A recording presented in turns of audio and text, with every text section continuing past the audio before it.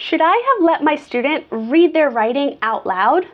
Most people believe that sharing your work, especially personal writing, requires charisma and unshakable confidence. But what if that moment of sharing, especially out loud, is exactly what builds a student's sense of competence? What if it's the moment where they shift from "I wrote this" to "I'm a writer"? And hi, I'm Christina. I taught in international elementary classrooms for 10 years, and I've seen how powerful competence, one of the pillars of self-determination theory, can be in helping students thrive and actually enjoy school. In this video, I'm sharing a story about one moment from my classroom that changed the way my students saw themselves and the way that I approached building confidence. So grab your coffee, sit back, and let's jump into my story. I'm looking around my first grade classroom where small groups of students are busy writing or discussing their ideas with a support teacher. The 6-year-old learners at my table are bent over their pages, engaged in completing their exercise. We're about to finish our first big writing unit of the year, and I'm extremely proud of myself. As a new teacher, I had high expectations for these first few months, and I'm happy to report that my learners are writing. Of course, they've got a long way to go, but it looks like they really enjoy putting pencil to paper and crafting their ideas. Now, some writers are squirming in their seats. A few have gathered in the classroom library looking at a book. And one student, a shy blonde girl who's always hesitant to share aloud during whole group lessons, is standing beside me. I'm seated at the kids' table, so we're eye to eye. She's clutching some papers like they're something sacred. "Miss Kottmann, can I read my story to the class?" I'm hesitant to say yes. She's got a very timid voice. Even right beside me, she's speaking in a whisper. I'm feeling protective of her, nervous that this will be a bad idea that she'll regret. But she wants to share her story, her ideas. How can I reasonably tell her no, erasing the courage that she had to make this request? So I agree. "Sure, I'll gather everyone in about 10 minutes and you can read before we go to lunch." My 24 students are patiently gathered on the alphabet rug as I introduce this brave learner and invite her to take my big swivel chair, which is by the easel. I adjust the chair down for her. And then she reads. Though her voice trembles a little at the start, she quickly strengthens. Students by her dangling feet lean in to see her illustrations. A line gets a laugh from classmates.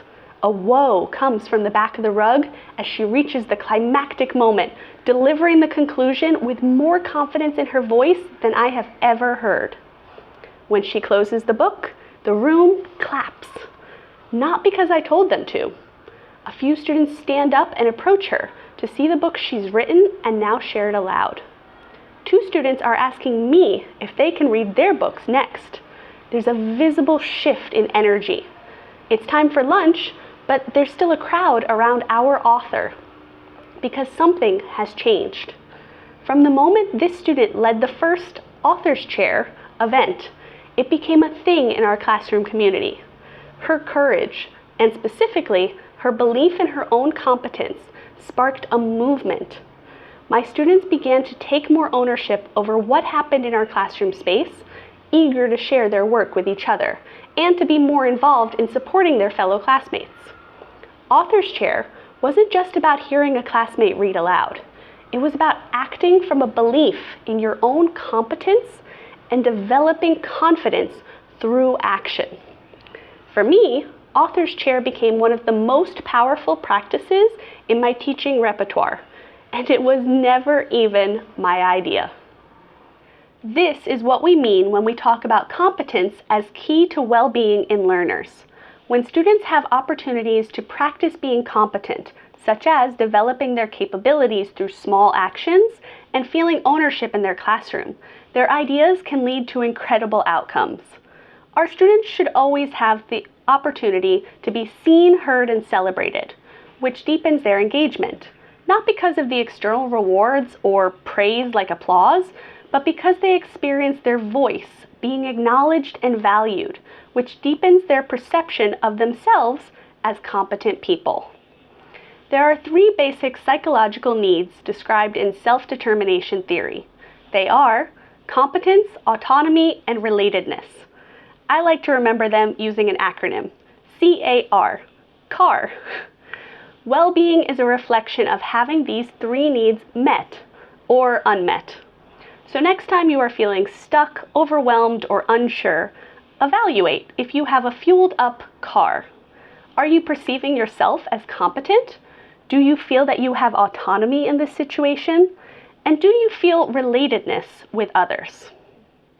On this channel, I explore what's working in education so that we can collectively move education forward into the future. One thing you can do today is to examine your classroom community. Look for opportunities where you can encourage more competence. Invite learners to give feedback on how the classroom could be, and maybe test ideas that promote experiencing more capability and confidence. If we do that, we'll all be one step closer to the future we envision. So I'm curious, have your students ever asked to publicly share their own writing? Would you include an author's chair in your classroom? And what currently happens when you give your students the option to share their writing with others? Please let me know in the comments below. I love reading your thoughts and your stories because it's stories that shape who we are as people, as educators, and if you're here, as EdExplorers who are bringing into education what's already working. Thank you so much for watching to the very end of the video. I appreciate it, and I suggest watching this video next. Or maybe this one. Or maybe this one. Or maybe this one. Or maybe this one.